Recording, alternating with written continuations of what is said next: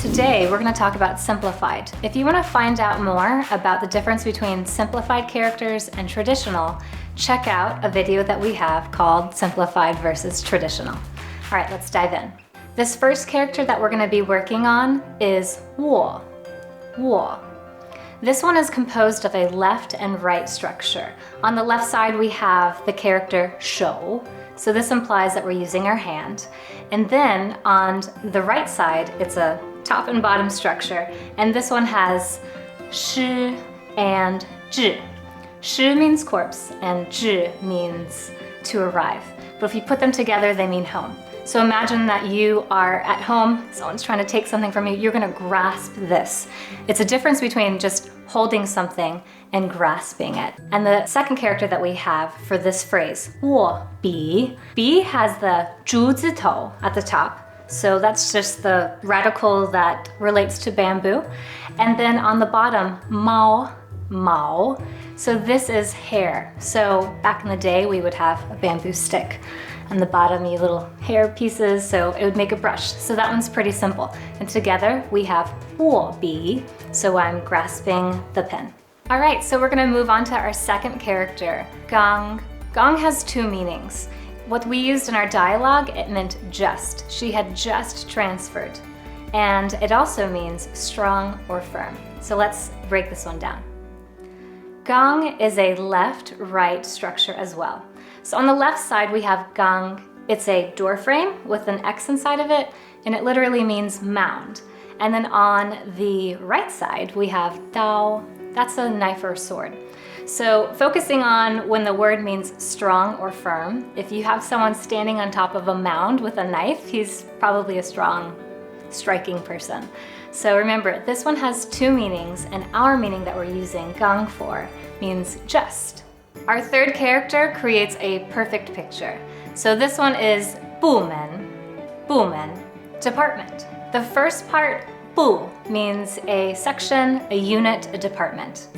So this one is a left-right structure, again, and on the left side, we have a kō, which is a mouth, kō, and then we have li, which is a stand. So we have a mouth on a stand. So now the picture is going to start to formulate more when we add in this third part on the right side. On this part, we have a fu, which is like a flag. So what's amazing about this Chinese language is we create pictures with our words.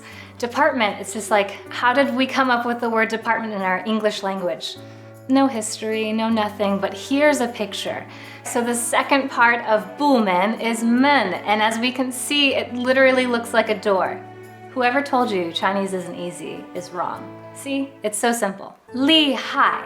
So in a more literal way, it means to be strict. But when we use it in a more colloquial way, it means to be great, awesome. So let's break this one apart. So I'm gonna paint a picture for you with using lìhài. We have to use our little imaginations here. So li is a half enclosed structure. So on the outside part, it's chang. Think of a factory. Chang is factory. And then on the inside, we have one. That means 10,000. So let's use our brains and think, okay, if you have a factory with 10,000 workers, you probably have to have pretty strict rules to make sure that everything is in order. So think of that character in that way. Li, meaning strict. All right, the next character, hai. This means to do harm or evil or calamity. So again, use your imaginations with me, okay? So this one is a top, middle, bottom structure. On the top, we have the roof, and then in the middle, we have feng. So this one means abundant or plentiful. And on the bottom, we have kō. So this kind of story that I came up with was, imagine under one roof, we have these mouths to feed. And under this roof, there's jealousy and, you know, everyone's fighting to get something. So potentially this is how they came up with the word to do harm or evil, calamity. Now again, when we put these two words together, it doesn't mean that we're gonna do any harm. It means great or awesome, but we're just trying to break down the characters for you.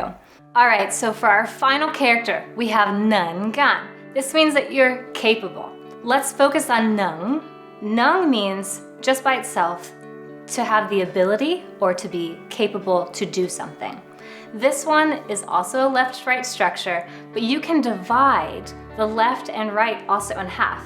So what we come up with is 4 separate squares.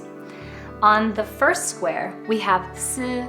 This means personal or private. And then we have 月 on the bottom of the left side. That means moon or month. And then we have 2 daggers on the right side. One way that you can kind of picture it, a dagger is kind of like the arm, strong, strength. So the picture that I like to think of with this character is you have 2 daggers and 2 hands, and you're grasping at the moon. So this is your own personal drive to get the moon. You are personally trying to achieve, and you are capable of owning the moon all for yourself. Now, the second character is gōng. This by itself means to do work. This one sort of looks like a shovel and a picksack, kind of like crossed over each other. This is a character that means to do work, and at the time that's kind of what men would use to produce, and that's what they would use for labor. So when we put these 2 words together, nénggōng, this means that you are capable, you are producing great work. All right, 握笔 means grasp pen. 刚 means just. 部门 means department. 厉害 means awesome, great. And 能干 means capability to do work. Keep studying your Chinese pod. My name is Grace, and I'll see you next time. 再见!